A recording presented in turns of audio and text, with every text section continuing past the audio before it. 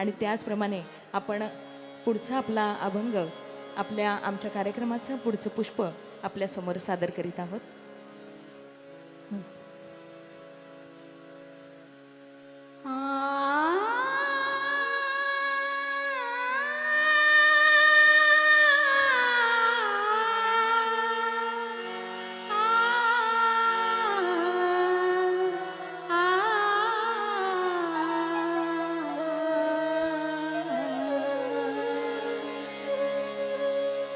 घणू वाजे घुण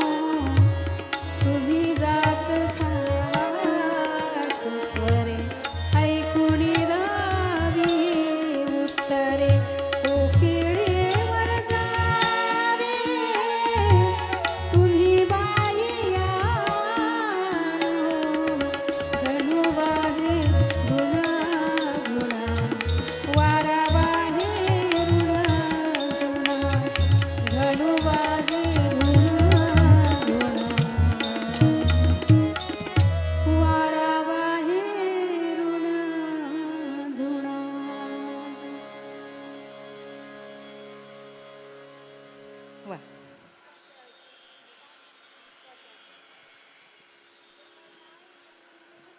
बघा ना, आपण सगळे इथे उपस्थित आहोत. इतकी छान अभंगवाणी आपण तल्लीन होऊन ऐकतोय. आपल्या सगळ्यांना माहिती असेल की हा सुद्धा ईश्वराच्या भक्तीचाच मार्ग आहे. कारण परमेश्वराच्या भक्तीचे अनेक मार्ग आहेत. नवविधा भक्ती आहे, ही भागवत पुराण आणि दासबोधच्या माध्यमातून करता येते. श्रवण कीर्तन, श्रवण कीर्तन विष्णू स्मरण पाद सेवनम, अर्चनम वंदनम दास्यम, सख्य मामत्वम निवेदनम. श्रवण भक्ती, परमात्माचे नाम व गुणसंकीर्तन ऐकणे, ही म्हणजे श्रवण भक्ती आहे. जी आपण आत्ता करत आहे ती एक प्रकारची श्रवण भक्तीच आहे. जसं की श्रवण भक्ती आहे तशीच कीर्तन भक्ती आहे. कीर्तन भक्ती ही अभ्यासपूर्ण भक्ती असते बरं का. आणि स्मरण भक्ती ही तर आपण सदैव आपल्यासोबत 24 तास, वर्षाचे 12 महिने, 365 दिवस ही स्मरण भक्ती आपण नेहमीच करत असतो. कारण परमेश्वर हा सदैव आहे, कृपाळू आहे आणि त्यांचे नित्य स्मरण हे आवश्यकच आहे. आणि म्हणूनच भगवंतांच्या नामातच सामर्थ्य आहे. आणि म्हणून हा भक्तीचा मार्ग आपल्यासाठी खरोखरच योग्य आहे. आणि ही भक्ती मार्ग हा सदैव आपण आचरणात आणावा. आणि म्हणूनच आज श्रवण भक्तीच्या माध्यमातून आम्ही आपल्यासमोर सादर करीत आहोत कार्यक्रमाचं पुढील पुष्प.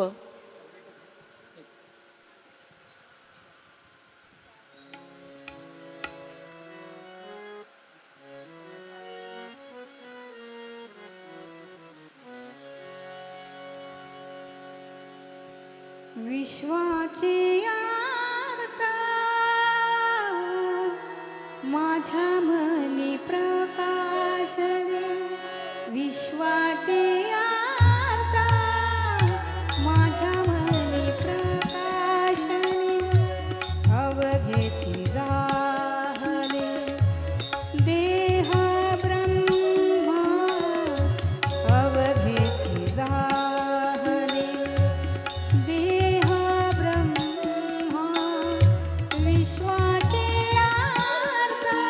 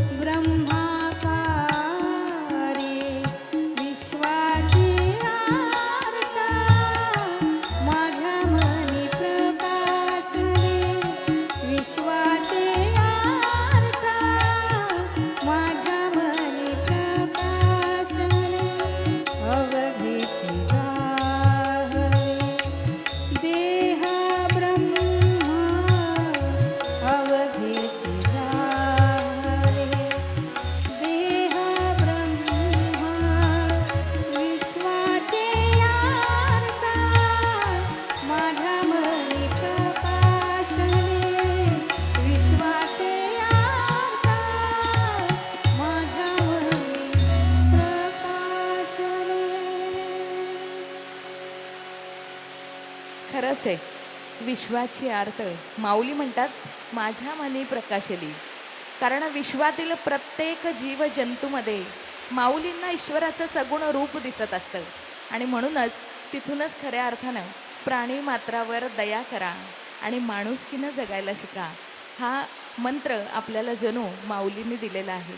आणि म्हणूनच आपण सगळेजण माऊलींच्या या भक्तीत तल्लीन होऊन आपण प्रत्येक रूपात, मानवात, प्रत्येक गोष्टीत त्या ईश्वराचं सगुण रूप पाहायचा प्रयत्न करतो. आणि ते देखील भक्तीच्या मार्गानं. जसं की मी म्हणाले की श्रवण भक्ती, जे आज आपण अभंग श्रवण करत आहोत, भजनं श्रवण करत आहोत, त्याचप्रमाणे असते अर्चन भक्ती.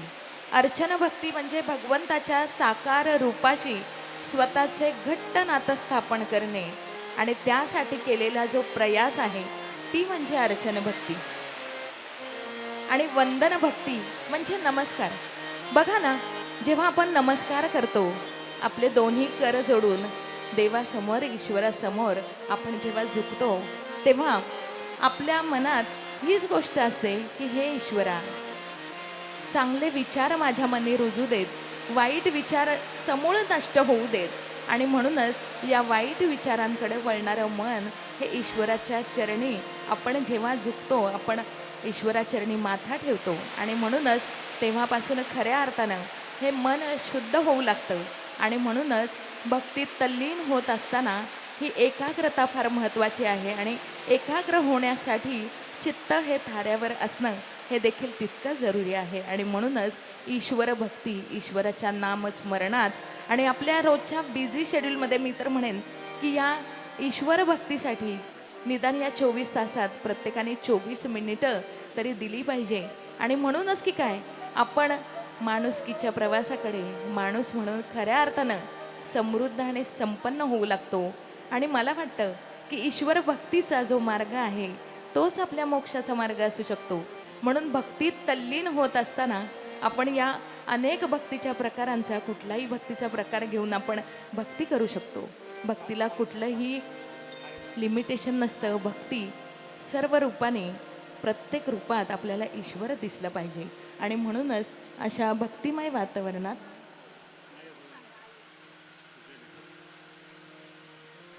आणि जसं की आपल्या सगळ्यांना माहिती आहे की आई राघूबाई या वारकरी होत्या आणि यावर्षी त्यांची वारी चुकली खरं त्यांच्या आजारपणामुळे, परंतु सातत्याने त्यांनी वारी केलेली आहे आणि आध्यात्मिककडे त्यांचा जास्त कल होता. आणि म्हणूनच अशी थोर माऊली जिनं आपल्या कुटुंबावर, आपल्या नातेवाईकांवर जे संस्कार केलेले आहेत ते उपकार हे न फेडण्यासारखे. कारण जगात बघा ना, कुठलीही आई माऊली ही आपल्या लेकरावर उपकार तर म्हणू शकत नाही, पण जे संस्कार करते त्याची परतफेड होणं शक्य नाही. तिने इतकं केलेलं आहे आणि तिची माया जी आहे ती आपल्याला माणूस म्हणून घडवत असतं. फक्त इतकंच की आईवडिलांची सेवा हे करण्याचं पुण्य फार कमी जणांना मिळतं, पण ज्यांना मिळतं ते खरोखरच पुण्यवान आहेत, भाग्यवान आहेत. आणि म्हणून या पुढील गीतातून आपल्यासमोर व्यक्त होत आहेत या भावना. ऐकूयात आपण. माय भवानी तुझे लेकरू.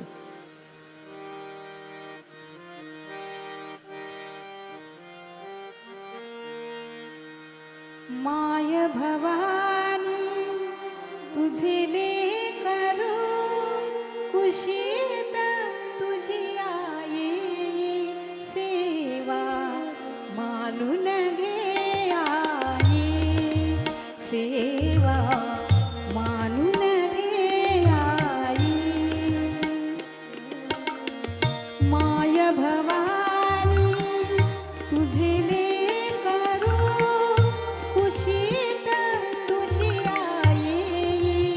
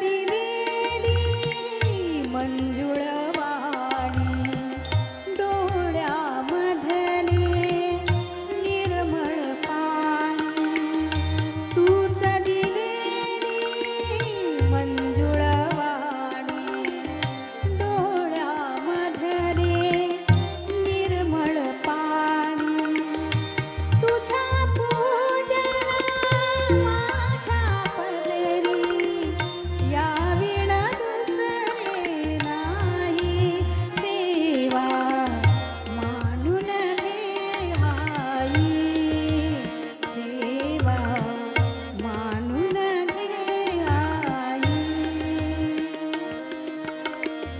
माय भवानी तुझे लेकरू कुशीत तुझी आई सेवा मानून घे आई सेवा मानून घे आई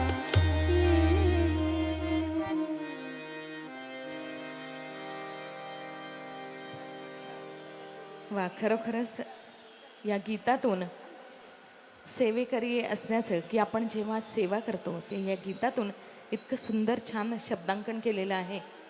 जसं की मी आज आपल्याला जे भक्तीचे मार्ग सांगते, तसंच आपल्या सगळ्यांना माहिती असेल की दास्य भक्ती, कदाचित आपल्याला माहिती असेल दास्य भक्तीचं मोठं उदाहरण काय आपल्यापैकी माहिती असेल बऱ्याच जणांना. दास्य भक्तीचं मोठं उदाहरण म्हणजे साक्षात बजरंगबली हनुमान. बघा ना, माझा स्वामी जितका समर्थ तितकाच मीही होण्याचा प्रयत्न करणार, म्हणूनच त्याच्या पायाशी राहून विनम्रपणे त्याच्या सर्व नियमांनी स्वतःला बांधून घेणं ही दासभक्ती. आणि म्हणूनच दास्यभक्ती ही हनुमानाकडून शिकावी. आणि असंच आपणही काही परमेश्वराच्या नियमांना बांधून सतत त्याच्या चरणाशी बसून त्याचं नामस्मरण करत ही दास्यभक्ती आपण जर आत्मसात केली तर खरोखर हा देखील आपल्यासाठी एक मोक्षाचा मार्ग ठरू शकतो.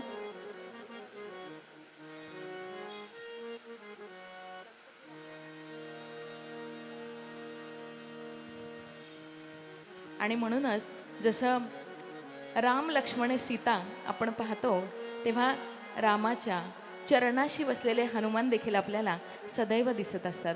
आणि म्हणूनच हे दास्यभक्तीचं उदाहरण. आणि त्याच अनुषंगाने हे पुढचं पुष्प आम्ही माळत आहोत, रघुपती राघव.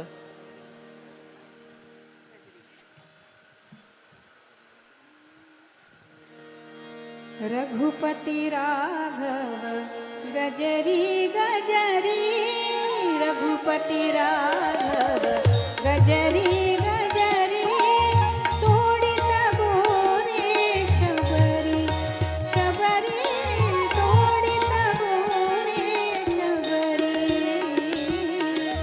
रघुपती राघव गजरी गजरी रघुपती राघव गजरी गजरी तोडित गोरे शबरी शबरी तोडित गोरे शबरी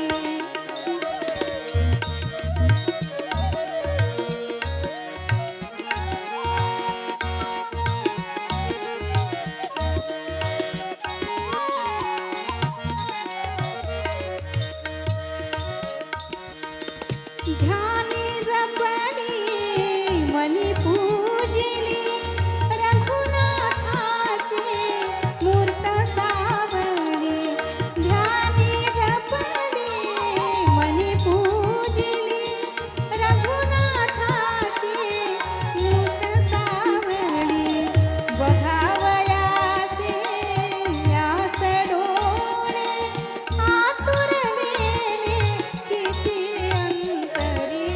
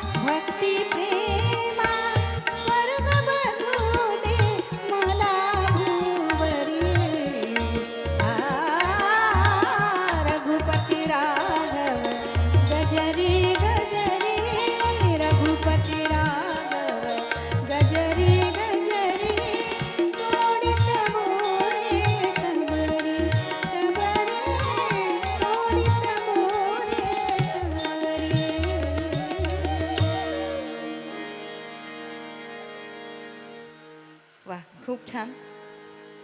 बघा ना, मानवाच्या जीवनात नित्य सोबत असणारा एकमेव परिपूर्ण मित्र म्हणजे भगवंत. आपण नेहमी काय करतो, आधी भगवंतास मग आपल्यास, बरोबर? आपल्या घरी जेव्हा आपण नैवेद्य दाखवतो तेव्हा आधी त्या ईश्वरास नैवेद्य दाखवतो, मग आपण जेवतो किंवा आपण आधी भोग दाखवतो. परंतु बघा ना, या रचनेमध्ये काहीसं वेगळं नाही वाटलं का तुम्हाला? म्हणजे शबरीची उष्टी बोरं हे इतिहासात आपण सगळ्यांनी ऐकलेलं असेल. म्हणजे तेव्हा असं वाटतं की शबरी उष्टी बोरं कशी रामाला देऊ शकते ना, आणि ती इतकी वाट बघते आपल्या कुटीमध्ये, आपल्या झोपडीमध्ये त्या रामासाठी. पण त्या उष्ट्या बोरांमध्ये देखील भक्ती दडलेली आहे. ती म्हणजे का?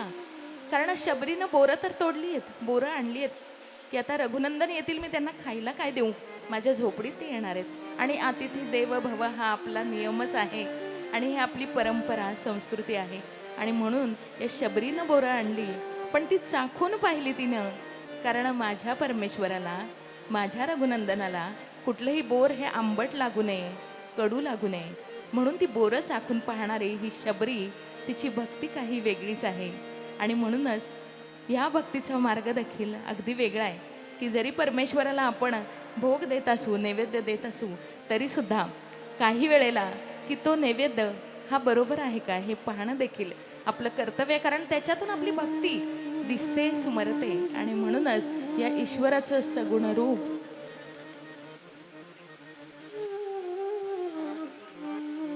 या ईश्वराचं सगुण रूप सदैव आपल्या डोळ्यांमध्ये वसलेलं असतं. आता बघा ना, पुढील अभंग ज्ञानेश्वर माऊली काय म्हणतात, आपण आहे ना फार काही नाही केलं आध्यात्मिकमध्ये, तरी आपल्या संतांचे, महंतांचे अभंग भजनं जरी ऐकली तरी आपलं आयुष्य सुखकर होईल. आणि म्हणून आजकाल बघा, जेव्हा 10वी 12वीचे रिझल्ट लागतात तेव्हा मुलांना प्रश्न पडतो की कुठल्या साईडला जावं, म्हणजे कॉमर्स घ्यावं, सायन्स घ्यावं की आणखी आर्ट्स घ्यावं, आणखी बरंच काही काय डिप्लोमा आहे. म्हणजे पूर्वी असं नसायचं, हे फक्त 3च ट्रेड असायचे. परंतु आत्ता बऱ्याच गोष्टी आलेल्या आहेत, कारण आपण आधुनिकीकरणाकडे चाललो आहोत, प्रगतीपथावर मार्गक्रमण करत आहोत. आणि त्याचप्रमाणे आपण मुलांना नेहमी सांगत असतो, कन्फ्यूज होऊन जातात मुलं, गोंधळलेली असतात. आणि हा गोंधळ का होतो बरं? पालकांचा हा गोंधळ होतो. मुलं तर अजाण बालक आहेत हो, ती आज चंचल आहेत ती मुलं. पण पालकांनी शांत बसून विचार करून, विचारपूर्ण आपल्या कुटुंबाशी सल्लामसलत करून जर आपल्या पाल्याला व्यवस्थित मार्गदर्शन दिलं तर कदाचित हे कन्फ्युजन काही अंशी दूर होईल. कारण बघा ना, माऊलींनी या अभंगातच सांगितलेलं आहे की त्यांनी मनाला भ्रमराची उपमा दिली आहे. भ्रमर म्हणजे कोण आपल्याला माहितीच असेल, भुंगा. आणि या भ्रमराचा नियम आहे की एका फुलावरून उडणं, दुसऱ्यावर बसणं, हा त्याचा स्वभाव आहे, चंचल. आणि म्हणूनच या मनाला त्यांनी आवर घालण्यास सांगितले आहे की हे भ्रमरा, तू या फुलावरून त्या फुलावर चंचलपणे उडत राहतो, आणि म्हणूनच तू भ्रमरासारखा राहू नकोस, किंवा आपलं मन हे भ्रमरासारखं नसावं. हे भ्रमरासारखं मन एकाग्र करण्यासाठी हा भक्तीचा मार्ग अवलंबला पाहिजे. आणि म्हणूनच हे पुढील पुष्प आम्ही माळत आहोत, ऋणू झुनू रे भ्रमरा. ऋणू झुणू रे भ्रमरा, सांडी तू अवगुणू रे भ्रमरा. ऋणू झुणू रे भ्रमरा, सांडी तू अवगुणू रे भ्रमरा. ऋणू झुणू रे भ्रमरा, सांडी तू अवगुणू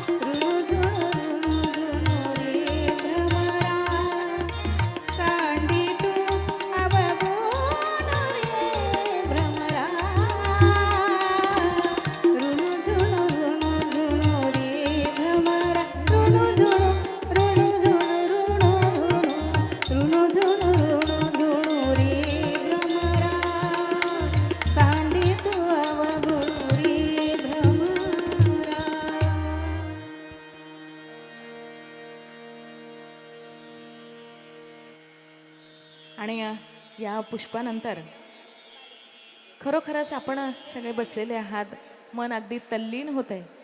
बरेचसे आपण इथं उपस्थित आहात तरी सुद्धा काही विचार असतात मनात की याच्या पुढे नंतर आपल्याला काय करायचं आहे काय नाही. पण तरीही हा कार्यक्रम थोड्या वेळ चालू असताना खरोखर या भक्तिमय वातावरणात तल्लीन होऊन जाणं ही म्हणजे खऱ्या अर्थानं भक्ती मानावी लागेल, नाही का? आपण जमलेलो आहोत इथे आपल्या आई रघुबाई यांना भावपूर्ण श्रद्धांजली देण्यासाठी. आणि खरोखरच रघुबाई या आध्यात्मिक प्रवृत्तीच्या असल्यामुळे आज खऱ्या अर्थानं ही त्यांना आपण भावपूर्ण श्रद्धांजली अभंग रूपाने भजने रूपाने आपण त्यांना अर्पित करीत आहोत. आपल्या सगळ्यांनाच माहिती आहे की शरीर हे नश्वर आहे, बरोबर? म्हणजे असं म्हणतात ना ते हिंदीमध्ये, आज आपकी कल हमारी बारी, त्या पद्धतीनं की आज ना उद्या आपल्या सगळ्यांनाच जायचं आहे. मग हे जीवन हे आयुष्य जर आपल्याला मिळालेलं आहे तर हे सार्थकी लागावं नाही का, असं प्रत्येकाला वाटत असतं. आणि म्हणूनच पुण्य कर्म करावं. जसं माऊली म्हणतात की सृष्टीच्या चराचरात मला ईश्वर सगुण रूप दिसत असतं. मग आपल्या शेजारी बसलेल्या मानवात आपल्याला ते रूप का दिसू नये? कारण देव साक्षात कोणी पाहिलेलं नाही आहे बरं का, पण देव आपण अनुभवला आहे, आपण ती श्रद्धा अनुभवलेली आहे. आणि तो देव आणि ती श्रद्धा माणुसकीच्या रूपानं जर प्रकट झाली आणि आपल्या प्रत्येकांमध्ये वास करू लागली तर खरोखर खऱ्या अर्थानं आपण ही माणुसकी जिवंत ठेवू शकतो. आणि म्हणूनच ही एकाग्र माणुसकी आपल्याला जर मिळवायची असेल तर भक्तीचा मार्ग अवलंबला पाहिजे. आणि आपल्या मुलाबाळांना हे शिकवलं पाहिजे. कारण आज बरीचशी म्हणजे अगदी आमच्या घरात सुद्धा बरं का की ज्ञानेश्वर माऊली, संत तुकाराम, चोखोबा, संत जनाबाई आहेत किंवा ओव्या आहेत, हे आजकालच्या मुलांना माहीत नाही बरं का. पण आपण हे आपल्या घरात जे आज काही यूट्यूबवर जी गाणी वगैरे वाजतात, मान्य आहे, म्हणजे संगीताला कुठली परिभाषा नसते, अगदी बरोबर आहे. पण आजकालचं संगीत त्याच्यातून नेमकंच आपल्याला काय घ्यायचं आहे? जेव्हा आधुनिकीकरणाकडे आपण वळत असतो तेव्हा जुनं असं सोडून द्यायचं नसतो. कारण कधी ना कधी कुठली गोष्ट ही थोडीशी वय होत जातं, जुनं होत जातं, म्हणून ते टाकाऊ कधी बनत नाही. आणि म्हणूनच आपण आध्यात्मिकतेचा मार्ग अवलंबताना सकाळच्या बारीका होईना पण ही भक्तिगीतं आपल्या घरात जरूर लावावी. आणि जेणेकरून हे देवाबद्दलची जी मानसिकता आहे येणाऱ्या पिढीची ती बदलली पाहिजे. कारण श्रद्धा आहे, जिथे श्रद्धा आहे तिथे देव आहे, फक्त नजरेचा फरक आहे. हे आपल्या मुलाबाळांना आपल्याला सांगता आलं पाहिजे.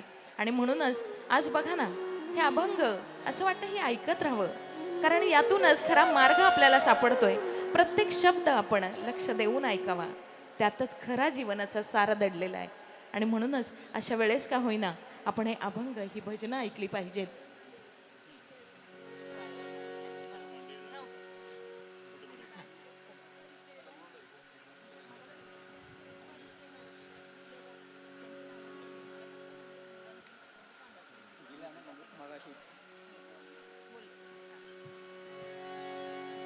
जसं की मी म्हणते, हे वातावरण वारीचं आहे. आणि पंढरपुराची वारी, विठू माऊलीची वारी ही लवकरच पंढरपुरात पदार्पण करणार आहे 25 जुलै रोजी. आणि ते वातावरण बघा ना, अगदी प्रसन्न असतं. म्हणजे मी तर लहानपणापासून वारी पाहिलेली आहे, कारण माझं माहेर पुणे पिंपरी चिंचवडला एक दिवस वारीचा मुक्काम जरूर असायचा. आणि आम्ही शाळेत असताना आम्हाला 4 पोळ्या आणि भाजी कंपल्सरी वारकऱ्यांना घेऊन यायला सांगायचे. हल्ली थोडंसं बदललेलं आहे, म्हणजे तिकडचे आमदार आहेत, खासदार आहेत, नगरसेवक आहेत, यांच्या वतीनं पाणी वाटप आहे, नाश्त्याची सोय आहे, जेवणाची राहण्याची देखील सोय आहे. पण या वारीत जेव्हा आपण जातो ना, त्या वारकरीमध्ये आपल्याला त्या विठ्ठलाचं सगुण रूप दिसतं. अनवाणी पायाने ते जेव्हा चंद्रभागेच्या तीरावर जातात ना, आणि त्या वाळवंटात त्यांना भान नसतं की आपल्या पायाला चटकी लागतायत, काटे रुततायत की दगड लागतायत, याचं भान नसतं. बास विठू नाम स्मरणात, नाम जापात तल्लीन होऊन तिथं फुगड्या घालणं असू देत किंवा खेळ खेळणं असू देत, आणि हा खेळ मांडतो हा चंद्रभागेच्या तीरी. आपल्या सगळ्यांना माहीत असेल की विठू माऊलीच्या जे कपाळावर जो टिळा आहे तो कशाचा आहे, आपल्या सगळ्यांना माहिती असेल. कदाचित मी पुन्हा एकदा सांगते, कारण इथे बसलेले आपण सगळेजण विठुरायाचे भक्त आहात हे आम्ही जाणतो, पण तरीसुद्धा एकदा मला सांगावंसं वाटतंय की जे भक्त, जे वारकरी येतात आणि त्यांच्या पायाची जी धूळ उडते, ही धूळ एकत्र करतात आणि त्या अबीरमध्ये, त्या हळदीमध्ये ती धूळ मिक्स करून ती विठुरायाच्या भाळी लावलेली असते. कारण विठू माऊली म्हणतो की मी प्रत्येक भक्तापर्यंत पोहोचू शकत नाही, भक्त माझ्यासाठी इतके अनवाणी येतात, त्यांच्या पायाची धूळ माझ्या माती लावतो, असे साक्षात विठू माऊली. आणि म्हणूनच की काय, आपण विठू माऊलीला आईची उपमा देतो. आणि असा हा खेळ रंगत जातो चंद्रभागेच्या तीरी. आपण ऐकूया खेळ मांडियेला वाळवंटी.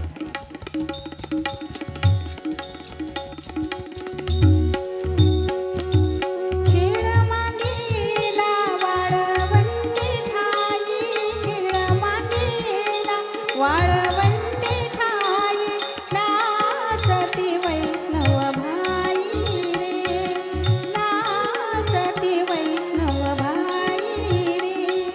क्रोध अभिमान केला पावटाने, क्रोध अभिमान केला पावटाने, एकैका लागतील पायी रे, एकैका लागतील पायी रे. खेळ मांडीला वाळवंटी ठाई, खेळ मांडीला वाळवंटी ठाई, नाचती वैष्णव भाई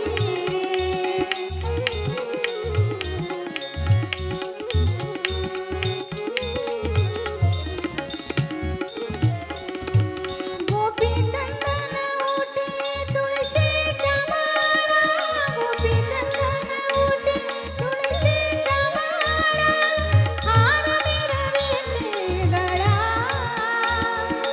हार मिरविते गळा. टाळ मृदुंग घाई पुष्प वर्षावा, टाळ मृदुंग घाई पुष्प वर्षाव, अनुपम्य सुख सोहळा रे. खेळ मांडीला वाळवंटी ठाई, खेळ मांडीला वाळवंटी ठाई, नाचती वैष्णव भाई रे.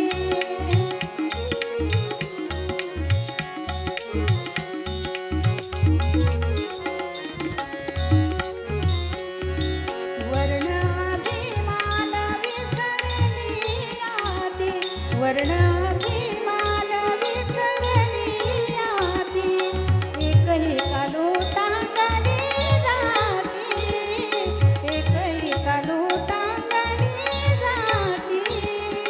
निर्मल चित्ते झाली नवनीते, निर्मल चित्ते झाली नवनीते, पाषाणा पाझर सुटती रे. खेळ मांडीला वाळवंटी ठाई, खेळ मांडीला वाळवंटी ठाई, नाचती वैष्णव भाई रे.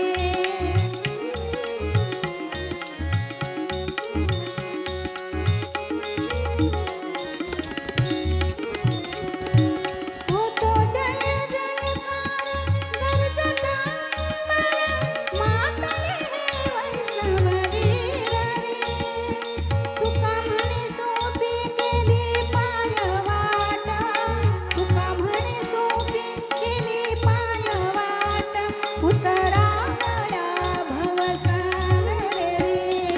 खेळ मांडीला वाळवंटी ठाई, खेळ मांडीला वाळवंटी ठाई, नाचती वैष्णव भाई रे, नाचती वैष्णव भाई रे.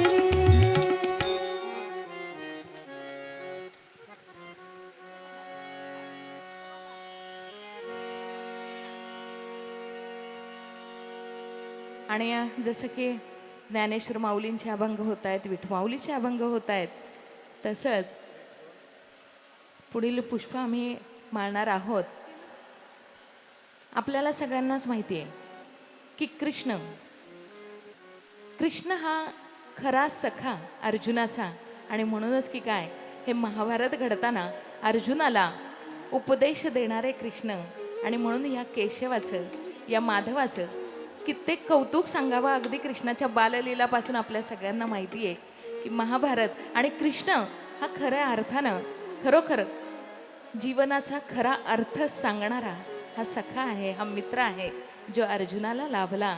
आणि म्हणूनच प्रत्येक रूपात आपल्याला सदैव केशवा माधवा हे नाव दिसत असतं, हे रूप दिसत असतं.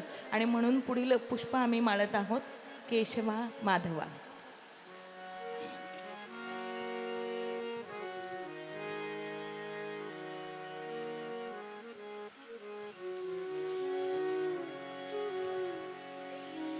केशवा माधवा तुझ्या नामात रे गोडवा, तुझ्या नामात रे गोडवा.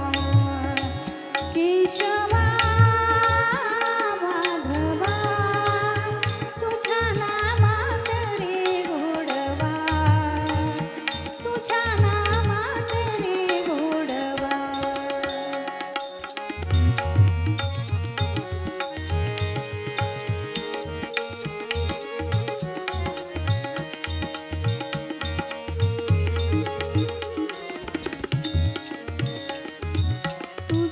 तुझ्यासारखा तूच देवा, तुला कुणाचा नाही हेवा. तुझ्यासारखा तूच देवा, तुला कुणाचा नाही हेवा.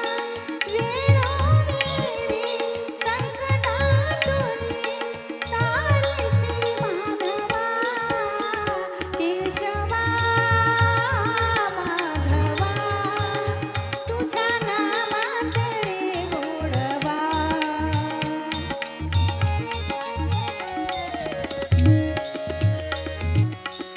वेडा होनी भक्तीसाठी गोपगळ्यास यमुना काठी.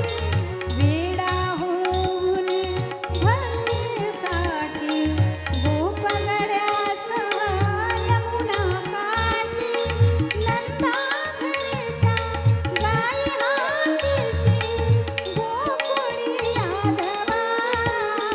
केशवा माधवा तुझ्या नामात रे गोडवा.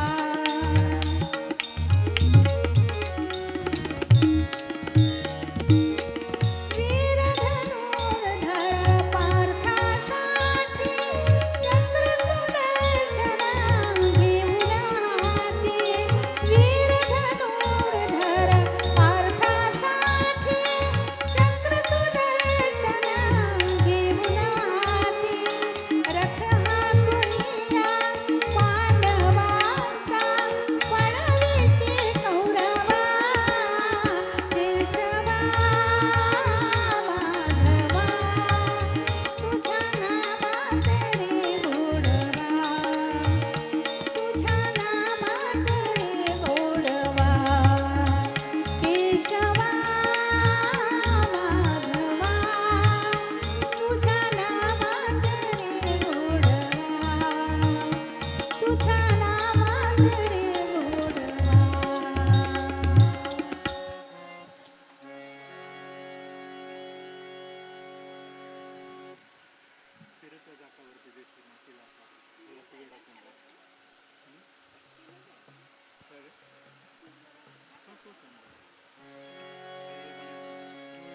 आपल्या सगळ्यांना माहिती आहे की विठुरायाने आपल्या भक्तांसाठी, जसं की आपल्याला माहिती आहे की चोखोबाची गुरं राखली, नाम्याची खीर चाखली, आणि तसंच मातीला आकार देणारा कुंभार देखील बनला बरं का विठू माऊली. आणि म्हणूनच बघा ना, हे चाक म्हणजे कसं आहे माहिती का, आपलं आयुष्य आहे. आणि ह्या फिरत्या चाकावर आयुष्य पण कसं असं मार्गक्रमण करते, वाटेवर चालतंय, म्हणजे गोल फिरते. पुन्हा येऊन जसा जन्म आहे तसा मृत्यू देखील आहे. शरीर नश्वर आहे, पण शरीर लोप पावतं पण आत्मा नश्वर आहे. आत्मा कधीच नष्ट होऊ शकत नाही आणि म्हणूनच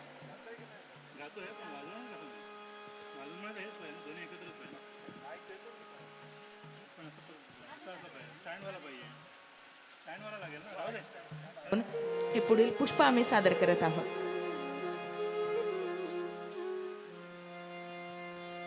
फिरत्या चाकावरती देसी मातीला कार विठ्ठला तू वेडा विठ्ठला तू वेडा फिरत्या चाकावरती देसी मातीला कार विठ्ठला तू वेडा विठ्ठला तू वेडा माती पाणी वेडवारा तूच मिसळशी सर्व पसारा माती पाणी वेडवारा तूच मिसळशी सर्व पसारा आभाळ चमकये आकारा तुझ्या घटांच्या उतरंडीला नसे आभाळ तू वेडा कुंभार विठ्ठला तू वेडा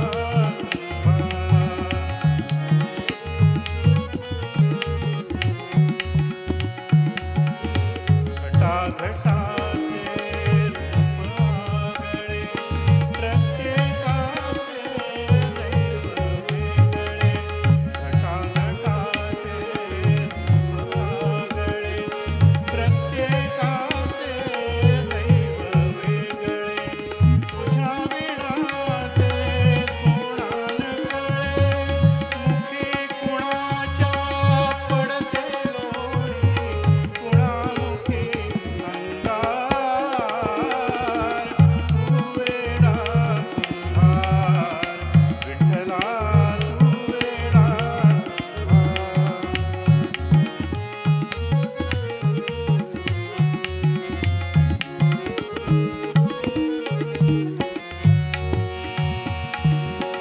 तूच घडविसी तूच फोडीसी पुरवाळीसी तूच काढीसी तूच घडविसी तूच फोडीसी पुरवाळीसी तूच काढीसी नकळे यातून काय जोडीसी देसी डोळे परिनिर्मिसी तया पुढे अंधार तू वेडा कुंभार विठ्ठला तू वेडा कुंभार फिरत्या चाकावरती देसी मातीला कार विठ्ठला तू वेडा कुंभार विठ्ठला तू वेडा धन्यवाद. वा खूप छान.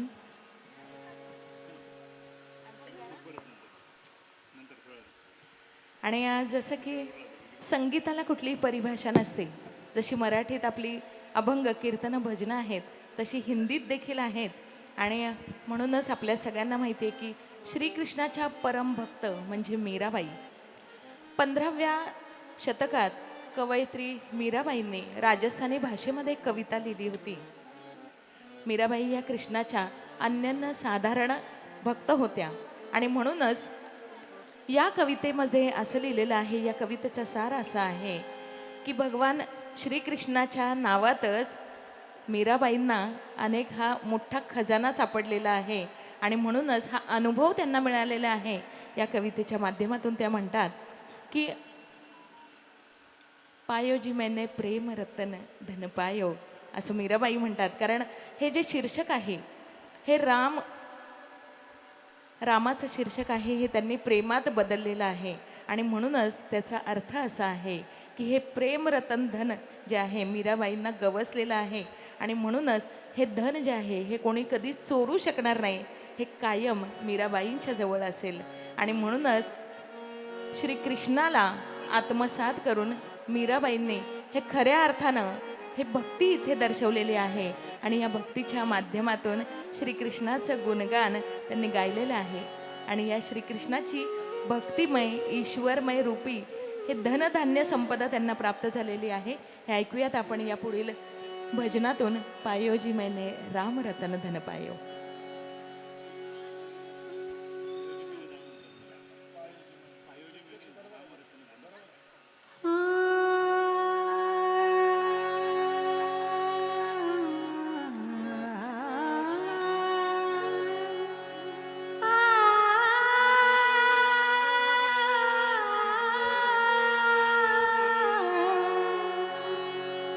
पायूजी मैंने राम रतन धन पायो, पायूजी मैंने राम रतन धन पायो, पायूजी मैंने वस्तु अमोलिक दी मेरे सतगुरु, वस्तु अमोलिक दी मेरे सतगुरु, कृपा करा पुरायो, पायूजी मैंने राम रतन धन पायो, पायूजी मैंने राम रतन धन पायो.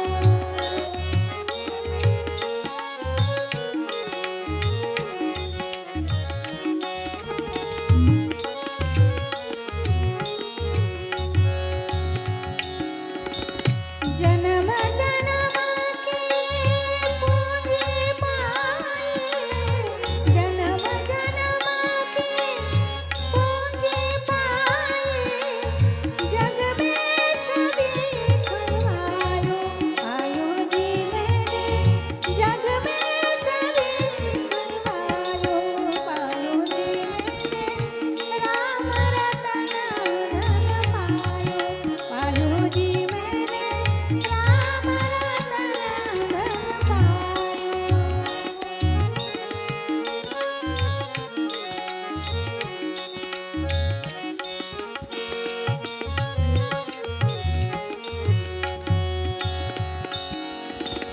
खर्च न फूटे चोर न लूटे, खर्च न फूटे चोर न लूटे, दिन दिन बड़ा जसवायो, पायूजी मैंने दिन दिन बड़ा जसवायो, पायूजी मैंने राम रतन धन पायो, पायूजी मैंने राम रतन धन पायो.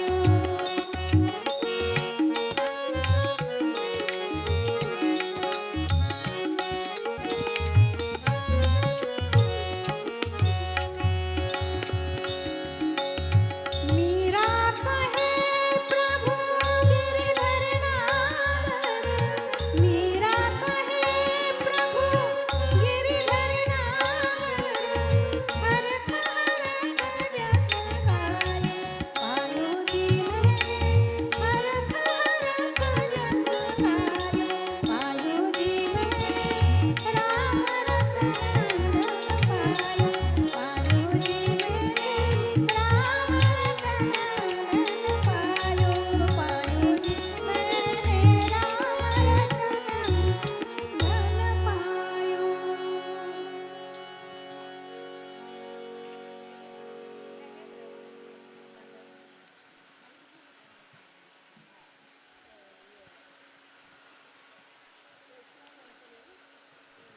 आपल्या सगळ्यांना माहिती आहे की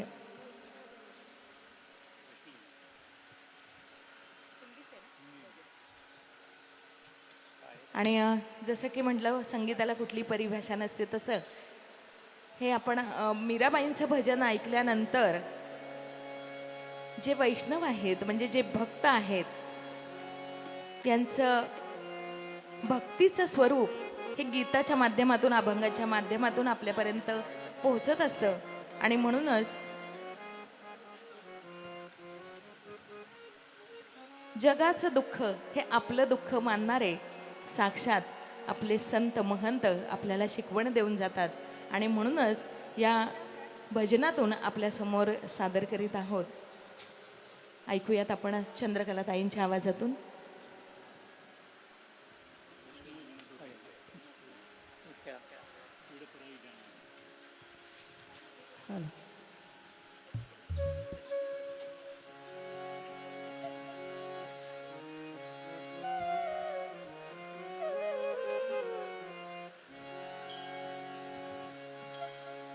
वैष्णव जन तो तेणे कही जे पीड पराई जाने रे। वैष्णव जन तो तेणे कही जे पीड पराई जाने रे। पर दुखे उपकार करे तोहे मन अभिमान नाने रे। वैष्णव जन तो तेणे कही जे पीड पराई जाने रे।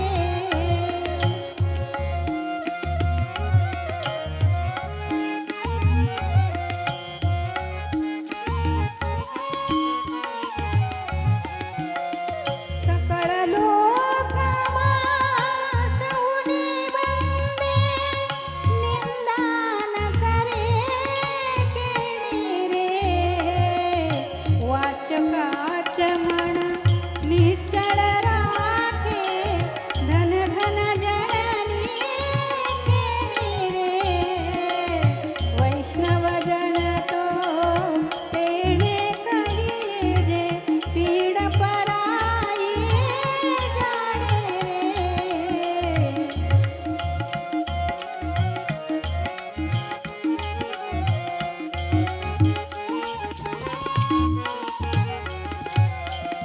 मोहमाया व्यापे नहीं जेणे दृढ वैराग्य जेना मन मारे। राम नाम तुन खाली लागे सकल तीरथ तिना तन मारे। वैष्णव जन तो तेणे कही जे पीड पराई जाने रे। पर दुखे उपकार करे तोहे धन अभिमान नाणे रे। वैष्णव जन तो तेणे कही जे पीड पराई जाने रे।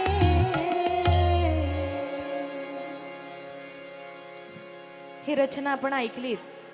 थोर गुजराती संत कवी आणि विष्णू भक्त नरसिंह मेहता यांनी रचलेली ही रचना होती. ते म्हणतात की वैष्णव म्हणजेच अशी व्यक्ती जी नम्र राहून सर्वांचा आदर करते. आपण या गीतातून ऐकलंच होतं. दुसऱ्याची संपत्ती पाहून ज्यांच्या मनात लालसा निर्माण होत नाही आणि जे सत्याची कास कधीच सोडत नाही त्यांना वैष्णवजन म्हणावे. मग आपण वैष्णवजन बनावे हे आपल्याच हातात आहे. कारण खरोखरच सत्याची कास कधीच सोडू नये आणि खोटं कधी स्वीकारू नये. हाच खरा माणुसकीचा धर्म आहे. आणि कधीही दुसऱ्यांची प्रगती पाहून किंवा दुसऱ्यांची श्रीमंती पाहून कधीच लालसा नसावी, कधीच कुठला गर्व नसावा, असं या रचनेतून आपल्यासमोर सादर केलेलं आहे.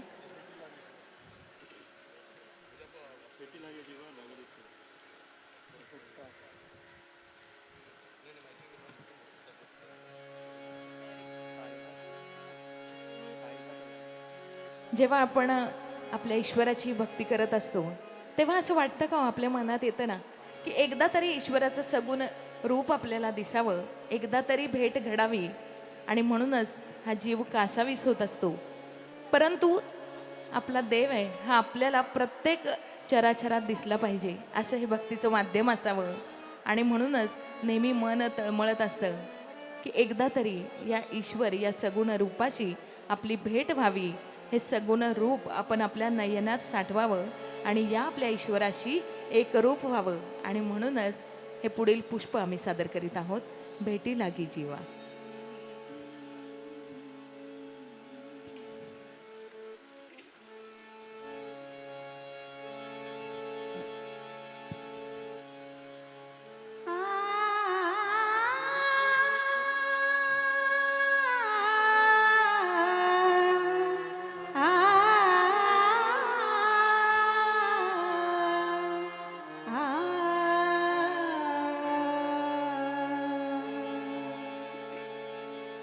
भेटी लागे जीवा लागली से आस. भेटी लागे जीवा लागली से आस. पाहे दिवस पाहे दिवस वाट तुझी भेट लागे जीवा लागली से आस.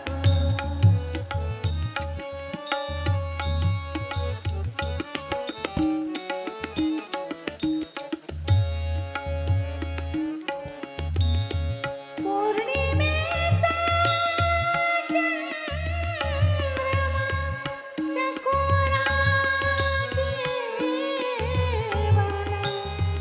पौर्णिमेचा चंद्रमा चकोरा जीवन. तैसे माझे मन हो तैसे माझे मन वाट पाहे भेट लागे जीवा लागली से आस.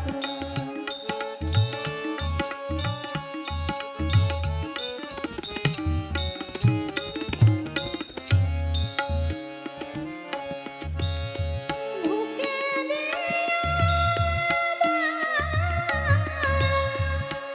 अति शोक करी. भुकेले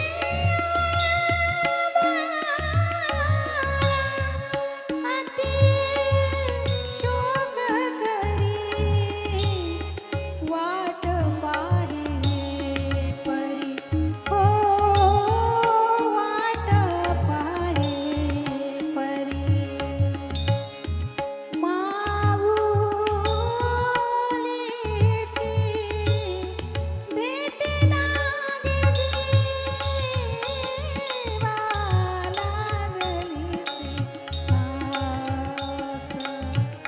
भेट लागे जीवा लागली से आस. पाहे दिवस पाहे दिवस वाट तुझी भेट लागे जीवा लागली से आस. भेट लागे जीवा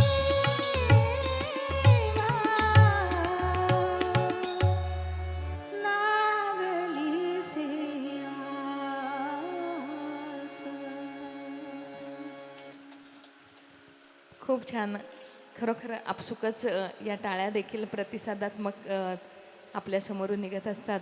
आणि असं वाटतं की खरोखर इतकी छान रचना आहेत, या ऐकतच राहाव्या असं नेहमी मनाला वाटत असतं.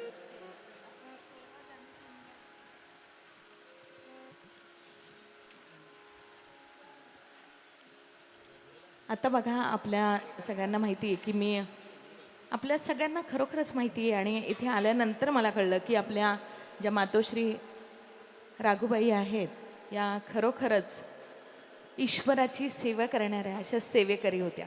कारण मी प्रत्येक वारकऱ्याला म्हणेल, प्रत्येक भक्ताला म्हणेल, प्रत्येक वैष्णवाला म्हणेन की सेवेकरी. आणि सेवेकरी होणं हे खरोखर एक माणूसपणाचं लक्षण आहे. आणि ही सेवा कशाच्या माध्यमातून घडावी? अगदी सीमेवर जे उभे असणारे रक्षक ही देखील देशाची सेवा करतात, तसंच आपण ईश्वराची सेवा केली पाहिजे. ईश्वराची सेवा करताना जर आपल्याला पुण्य लाभतं ते म्हणजे आपल्या आईवडिलांची सेवा करताना हीच खरी ईश्वर सेवा. आणि मग अशी म्हटल्याप्रमाणे हे पुण्य फार कमी लोकांच्या पदरी लाभतं बरं का. कारण आजकालचं जे जीवनमान आहे त्यामुळे आपलं आयुर्मान कमी झालेलं आपल्याला सगळ्यांना पाहावयास मिळतं. पण आज आपले आई आहे, वडील आहे, मोठी भावंडं आहेत, यांची सेवा करणं हा आपला धर्म आहे. आणि सेवेतच खरं पुण्य आहे. आणि जसं आपण आपल्या आईवडिलांची सेवा करू ना, तशीच उद्या ते पाहून आपली मुलं देखील आपली सेवा करण्यास तत्पर असतील.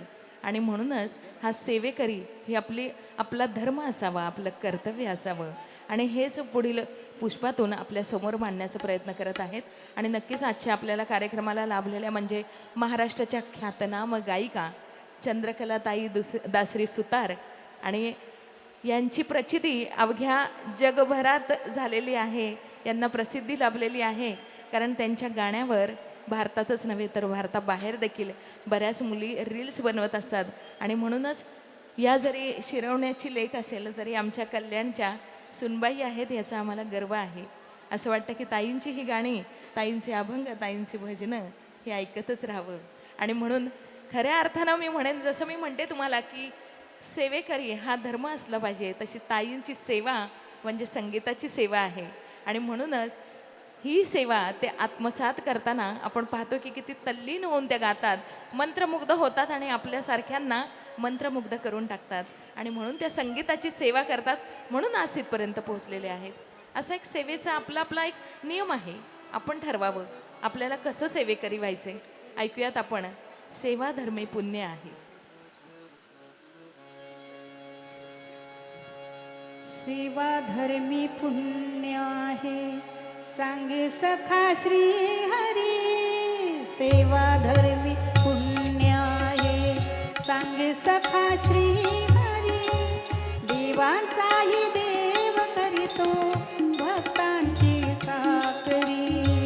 देवांचाही देव करीतो भक्तांची चाकरी.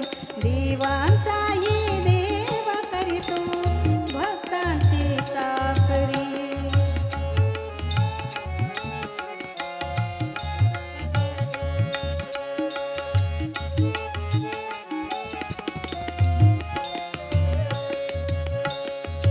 भल्या पहाटे गाऊन ओवी,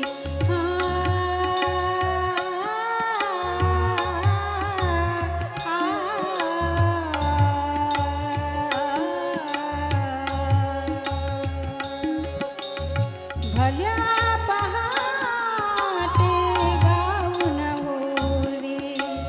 जनीचे जाते ओढी, सुख दुःखाचं जात परमार्थाचं पात. घास मी भरीला जणी म्हणे माझा तू ये रे वा विठ्ठला.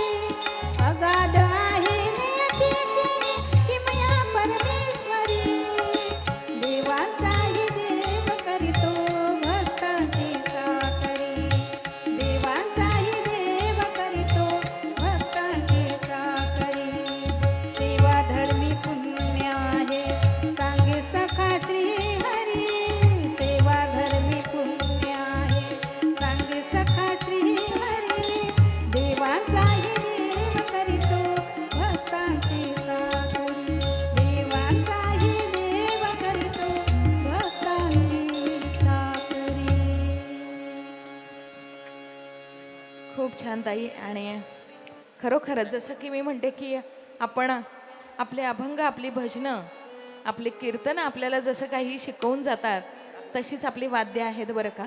जशी आमचे नंदूदादा यांनी बासरीची इतकी उत्कृष्ट साथ दिलेली आहे. बघा ना, आपली वाद्यही आपल्याला काही ना काही शिकवत असतात. आपल्या सगळ्यांना माहिती असेल कदाचित, म्हणजे बासरी बनवणारे जास्त सांगू शकतील की बासरी आहे ना, पंचमी, सप्तमी, अष्टमी, नवमी आणि दशमी या तिथींना कधीच बनत नाही. ती बनली तर ती पिचते असं म्हणतात. कारण या तिथींमध्ये मी येतो आणि बासरीमध्ये मी शिल्लकच राहत नाही. बरोबर. आणि म्हणूनच बासरी असं म्हणते की मी एकदम मोकळी आहे, तू जशी फुंकर घालशील तसंच मी वाजणार आहे. मी कुणीच नाही बरं का, पण मीपणा, अहंकार आपल्याला मोकळं बसू देत नाही. बासरी हेच शिकवते की हा मीपणा दूर व्हावा, अहंकार दूर व्हावा. आणि म्हणूनच असं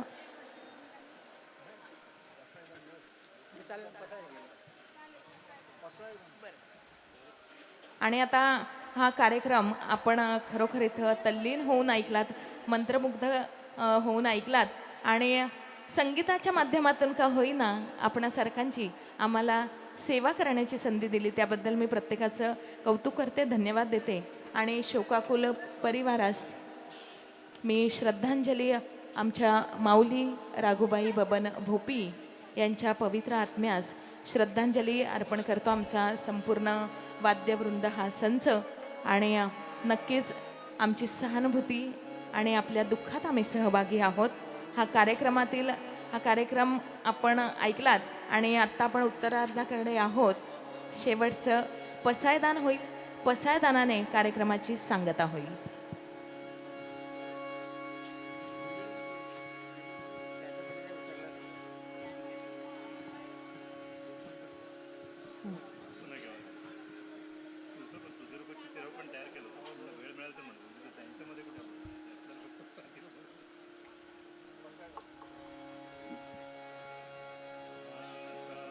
आता विश्वात्मके देवे येणे वाग्यज्ञे तोषावे तोषो निमज द्यावे पसायदान है जे खळांची व्यंकटी सांडो तया सत्कर्मी रती वाढो भूता परस्परे पडो मैत्र जीवांचे दुरितांचे तिमिर जाओ विश्व स्वधर्म सूर्ये पाहो जो जेवांशील तो ते नाहो प्राण जात वर्षत सकळ मंगळी ईश्वर निष्ठांची मांदियाळी अनुवर्त भूमंडळी भेटतो भूता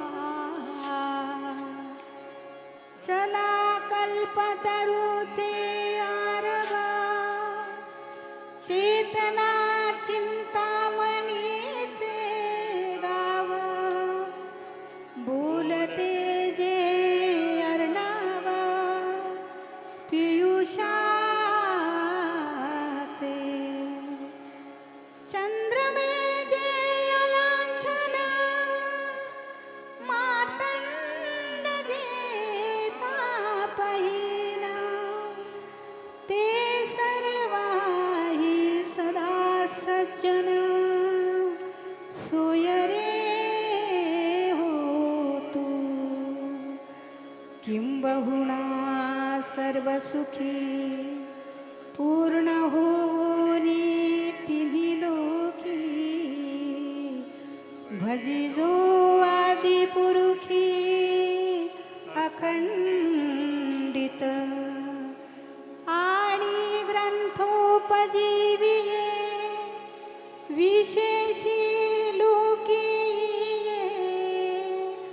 दृष्टादृष्ट विजये होआवे जी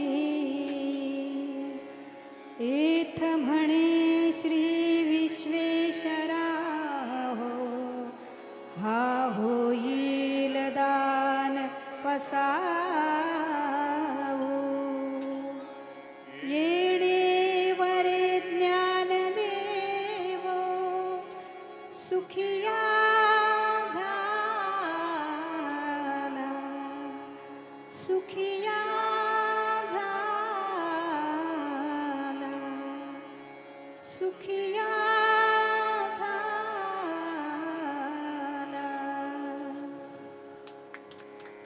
धन्यवाद.